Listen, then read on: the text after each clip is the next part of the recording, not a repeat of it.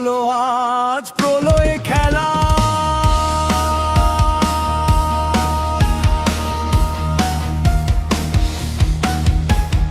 বর পেয়েছিল সে মরবে না কোনো অস্ত্রাঘাতে, মরবে না ঘরে, মরবে না বাইরে কোনো দিনে বারাতে।